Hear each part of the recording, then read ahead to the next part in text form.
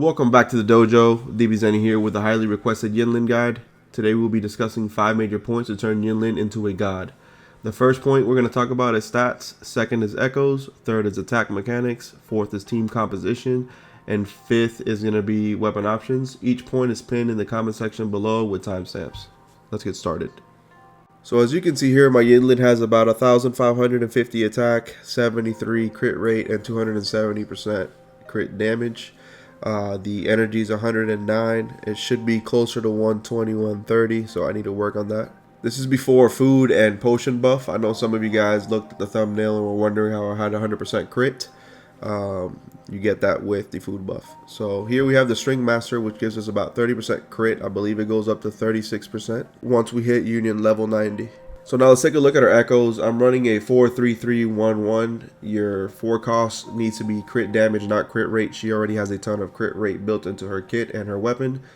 So you want crit damage for that as your main stat. Your 3 costs, you want 2 electro damage. If you only have 1, you can use energy regen for the second one until you get another electro damage.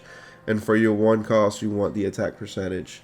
Your sub roll priority needs to be crit rate and crit damage, energy regen, attack percentage, resonant skill damage, and last would be flat attack. As you can see here, if you run a 4 cost with crit rate main stat, it puts you at 96%, which is way too high. The weapon's gonna put it over cap, as well as your skill tree once you finish unlocking the rest of it. So again, run crit damage for the main stat. For the best active echo, I use Flautist. He provides concerto and resonance energy.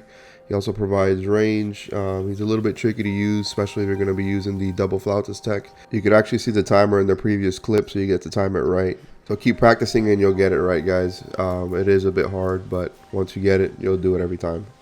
For the second option, it would be Thundering Memphis if you're running a main DPS YinLin. And the last option is going to be Tempest Memphis. That's going to be it for active echoes.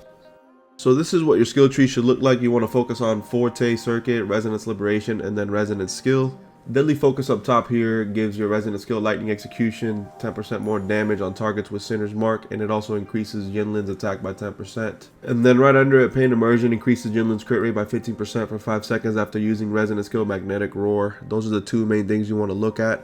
Eventually on the outside, you'll have an extra 8% crit rate when you hit level 90, and an extra 12% attack increase when you hit level 90 as well with these here.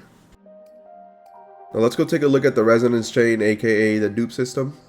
So YinLin's dupes all have really good effects, but I mainly want to point out her S4. It gives all team members 20% attack increase for 12 seconds when the Forte Circuit Judgment Strike hits a target. This will boost your team's overall damage. The other one I want to call out is the S6. That's what makes her absolutely broken. It increases her electro damage by 420%. If you want a main DPS YinLin, I believe this is a must-have. I don't think she will be good at all if you run her as a main DPS with only 1 or 2 dupes. I believe you want all 6 because her damage increase is insane. So for those of you wondering if you can run her as a main DPS, unfortunately, I recommend you get 6 copies of her. If not, it's not going to work. Now let's go over food and potions quickly. Alright guys, it's time to cook. I'm going to show you guys what you need to do to get your stats all the way up. I had them in the thumbnail. So the first thing you want to do is get to Chef level 5. Once you get to Chef level 5, you unlock this recipe called Jinju Maokai recipe. It gives you 28% crit rate for 30 minutes. That's going to put you at 100%. Once we hit Union level 90, we're going to get the rest of the crit from the skill tree and the weapon, putting us at 83 to 85% crit rate. You're going to want to pivot into Mori Pot, which gives you 40% attack increase for 30 minutes. It's going to make YinLin hit like a truck. That's essentially it for cooking, guys. You guys have officially graduated cooking class. Now let's go to the synthesizer and learn how to make the potions. So here you're going to walk up to the synthesizer. We're going to go into potion making, and we're going to make Electro Patrol. This is going to increase your crit rate damage for 15% for about 3 minutes. I normally have a bunch of these and use them for holograms. They don't last a very long time, so use them accordingly, but it's a small little boost that you can add. This concludes stats and echoes, guys, so meet me back at the dojo so we can go over attack mechanics. YinLin is by far the best sub DPS in the game. I hate the term sub DPS because the damage she puts out is insane. She spends very little time on the field when played optimally at the highest level. Her rotation is incredibly short and easy to do, which allows your main DPS to pop off while YinLin still provides damage with her marks. She also provides a ton of AoE damage. A large chunk of YinLin's damage comes from her Forte, which has a passive effect that makes most of her abilities apply Cinder's mark. When she fills up the Forte gauge, you can activate your heavy attack called Chameleon Cypher. This is the attack where the chains drop down from the sky. This attack changes all Cinder's marks on enemies into punishment marks for 18 seconds. Any ally can then hit these marked enemies, dealing extra damage once per second, even if YinLin is not on the field. Also, know that you only need to hit one enemy, the rest of them will still take damage as long as they are marked. So let's take a look here at YinLin's basic attacks. She has 4, but we normally only do 1 and 2, since 3 and 4 have very long animations. Then we have her skill, which is a 2-part attack. The second part is when the puppet lands and explodes. Just know that when the puppet hits the ground, you can actually swap cancel before the explosion. You can use this to swap into another character, into your active echo, or you could even cancel it to activate your heavy attack. Here's one more angle. As you can see, right before the explosion, it's a little pause, and I'm going to show it to you also with a flautist cancel in a second, but that's essentially when you would want to swap. You can then echo cancel, triggering your outro, giving your main DPS YinLin's damage buff. Once you finish your rotation, your Forte gauge will be filled up, which is the purple bar on top of your health. You can then use your heavy attack called Chameleon Cypher, which changes all Cinder's marks on enemies into punishment marks for 18 seconds. You want this up as much as possible, as it is the main way YinLin does damage off field. Before your Forte bar is filled, your heavy attack does a spin. This is one of the fastest way to build your Forte gauge, especially when you have more enemies around you. As you can see here, the gauge fills up pretty fast compared to regular auto attacks. Now let's take a look at YinLin's rotation. You want to start off with your skill, basic, skill, followed by your heavy attack if you have your Forte gauge filled. If it isn't, you can use a normal heavy attack or 2 basics. In tower, you're going to start off with your ultimate, and then you're going to activate your E, basic, E, followed by your heavy attack when your Forte gauge is filled. That's going to cover most of YinLin's basic rotations. Also, as a reminder, you can jump in basic attack. This actually does parry, so make sure you're using it. Let's move on to team compositions.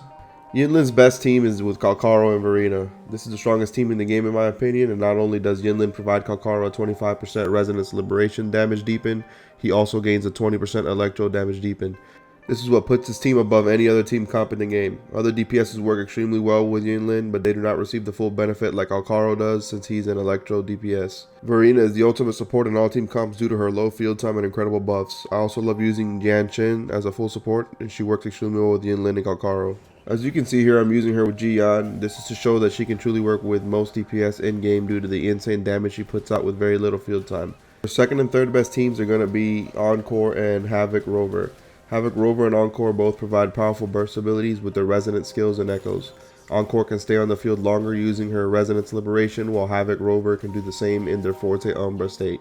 Both characters offer quick burst potential that complements YinLin's playstyle and can fill in downtime effectively while waiting for her cooldowns. Now, using YinLin as a main DPS, you can use Sanhua or Mortefi. They both provide great damage. Mortefi's ult provides damage while he's off the field, and when you swap back to him, YinLin will still be doing damage with her mark. So essentially, they will both be doing damage regardless of who was on the field. Sanhua has her super fast animations and provides great damage and support. You can also use Yuan Wu as a sub DPS since he has an extremely fast rotation and he's also electro. I personally won't be leveling him up since he isn't really helpful in any other team.